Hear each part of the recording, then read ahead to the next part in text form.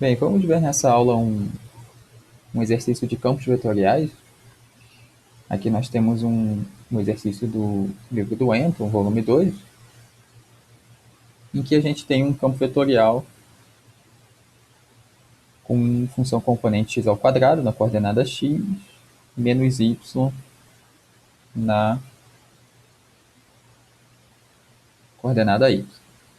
Então vamos representar rapidamente a imagem de um ponto de R2. Então vamos supor que a gente tem aqui o ponto 1, 2 no plano XY. Esse aqui é o ponto 1, 2. Então, qual é a imagem que o campo vetorial fornece para o ponto 1, 2? Se a gente recorrer ao enunciado, para x é igual a 1, a gente vai ver 1 ao quadrado e menos y para y igual a 2, então menos 2j. Então esse aqui é o vetor que nós esboçaremos. E no caso de campos vetoriais, normalmente a gente esboça um vetor imagem como origem no ponto em questão que a gente colocou nas variáveis de domínio do campo vetorial, que é o ponto 1, 2. Então aqui a gente vai considerar um vetor que parte do ponto 1, 2 e é uma representação do vetor 1 menos 2. Então essa soma vai resultar em 2, 0. Então aqui a gente vai ter no ponto 2, 0 a imagem do campo vetorial no ponto 1, 2. E aí vocês podem ver que a gente caminhou uma unidade para a direita e 2 unidades para baixo, representamos o nosso vetor aqui. Então nós poderíamos fazer isso com vários pontos e vários vetores, e nós teríamos aquela representação clássica de campos vetoriais, mas aqui nós vamos fazer apenas o campo vetorial em um dos pontos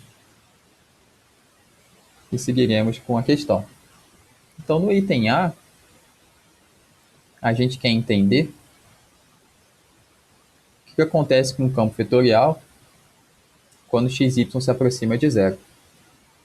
Então, a primeira coisa que a gente vai observar é que se xy se aproxima de 0, 0, no plano cartesiano, então necessariamente x se aproxima de zero e y se aproxima de zero.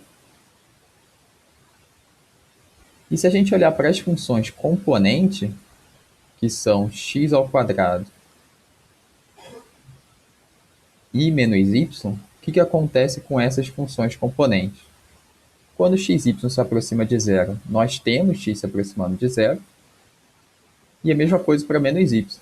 Então a gente pode pensar no que acontece com essas funções componentes quando xy se aproxima de zero, 0, 0.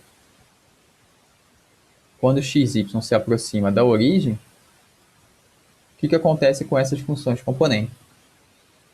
Bem, como x se aproxima de zero e y se aproxima de zero, nós temos que ambas as funções componentes se aproximam de zero. Então a gente tem que a imagem se aproxima do vetor nulo quando xy se aproxima de 0, 0. Se a gente está cada vez mais próximo do vetor nulo, então a gente está cada vez mais próximo, a norma do campo vetorial se aproxima de zero também. E aí com isso a gente tem uma afirmação verdadeira no item A. E aí vejamos agora o item B, em que a gente está considerando um ponto xy que está no eixo y positivo. Então o que significa isso? Nós temos aqui um ponto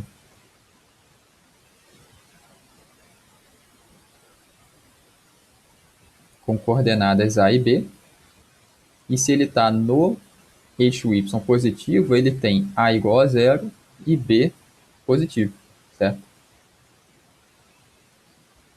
E aí o vetor do campo vetorial, a gente quer saber para onde ele aponta. Então, se a gente for avaliar o campo vetorial em um tal ponto AB, a gente vai ter, pela expressão do enunciado, a ao quadrado i menos y, que é igual a b, j. Só que a gente sabe que a é igual a zero, né? Como a é igual a zero, a gente vai ter simplesmente menos b, j, onde b é um número real positivo. E esse é um vetor que sempre aponta para baixo, né? Por exemplo, quando b é igual a 2, a gente tem o vetor menos 2j,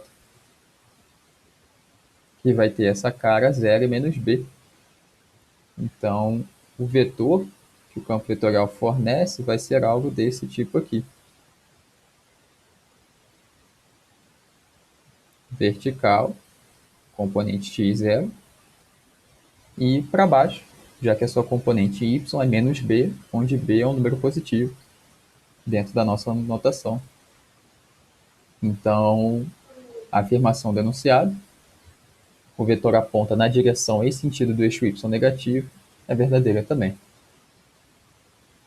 E o item C, nele a gente está considerando um ponto xy que está no primeiro quadrante, que é a mesma situação que nós consideramos aqui à esquerda, antes de começar a resolver o exercício propriamente dito. Então a gente teria um ponto AB no primeiro quadrante.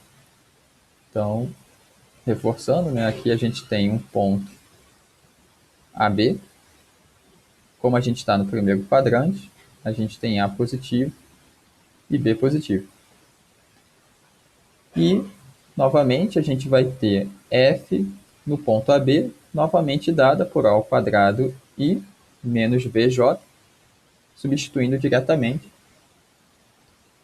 no campo vetorial do enunciado. Só que aqui a gente tem que A é positivo e B é positivo também, nessa nossa hipótese do item C. E o enunciado ele quer saber se o vetor aponta para baixo e para a direita. Se a gente analisar o que nós temos aqui na função componente x, a gente tem que a ao quadrado é positivo, já que a é positivo. Então, no que diz respeito ao eixo horizontal, que é o eixo x das abscissas, nós temos um vetor que aponta para a direita, que é o sentido positivo de x. E aqui, na função componente y, a gente tem que b é positivo, então menos b é negativo. Então, no que diz respeito ao eixo vertical das ordenadas, como nós teremos uma coordenada negativa, a gente vai ter um vetor que aponta para baixo. Então, lá no enunciado, o vetor aponta para baixo de fato e aponta para a direita de fato. Então, essa afirmação C é verdadeira também. A justificativa foi feita na videoaula.